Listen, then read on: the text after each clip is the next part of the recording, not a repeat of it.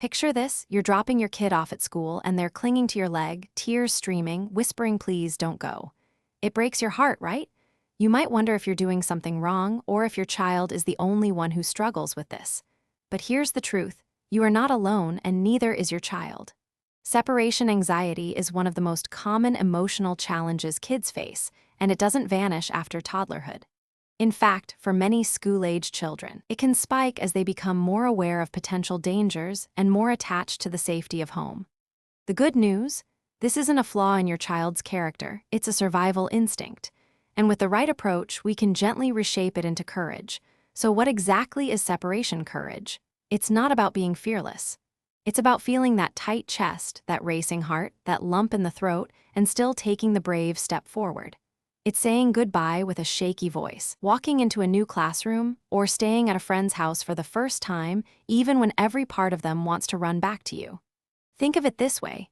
Courage is not the opposite of anxiety. It's the choice to act despite anxiety. When we help our kids build separation courage, we're not trying to make them fearless. We're giving them a toolkit to manage their fear and make empowered choices. This reframing is crucial. Instead of soothing them out of their anxiety, we want to validate the feeling while focusing on their ability to cope.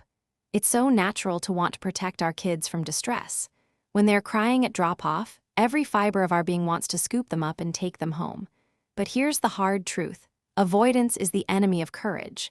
Every time a child avoids a separation situation, the anxiety temporarily decreases, but the fear grows stronger for next time.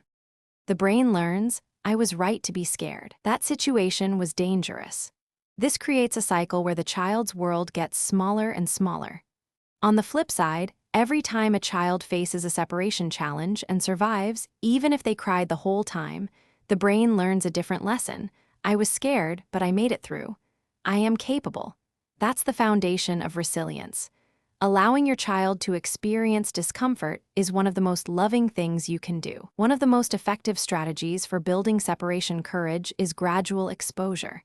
This means breaking down the scary situation into tiny, manageable steps and practicing them one at a time. Start by identifying the fear together. Ask your child what specifically feels scary about being apart. Then, create a fear ladder, a list of 8 to 10 steps from easiest to hardest. For example, if the goal is staying overnight at a grandparent's house, the ladder might start with just talking about the plan, then visiting together for an hour, then leaving for 15 minutes, then 30, then a full afternoon, and so on. Celebrate every step, no matter how small. Say things like, "I saw how brave you were. You were scared and you did it anyway." That's real courage. Don't rush, let your child set the pace.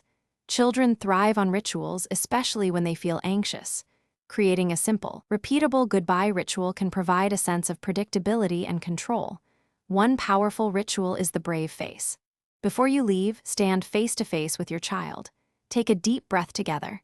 Then both of you make your best brave face, a silly, exaggerated expression of courage. You can even take a photo of this face on your phone. Tell your child, whenever you feel scared, remember our brave faces.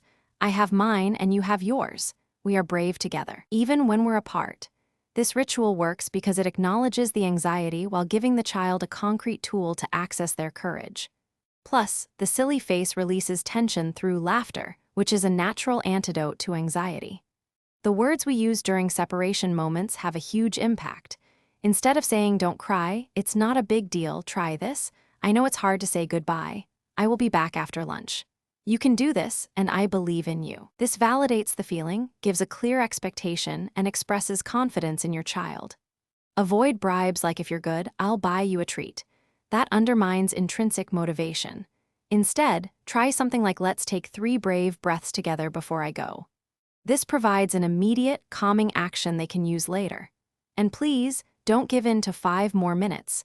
That teaches them that stalling buys more time with you, which reinforces the avoidance cycle. Keep it short, loving, and empowering. Here's something we don't talk about enough. Your anxiety is contagious. Children are incredibly attuned to your emotional state. If you're hovering, checking your phone every 2 minutes, or looking worried at drop-off, your child will pick up on that and think, there must be something to be afraid of. Building separation courage isn't just about your child, it's about you too. When you can confidently say goodbye, walk away, and trust that your child will be okay, you're modeling the very courage you want to teach. This doesn't mean you won't feel anxious yourself.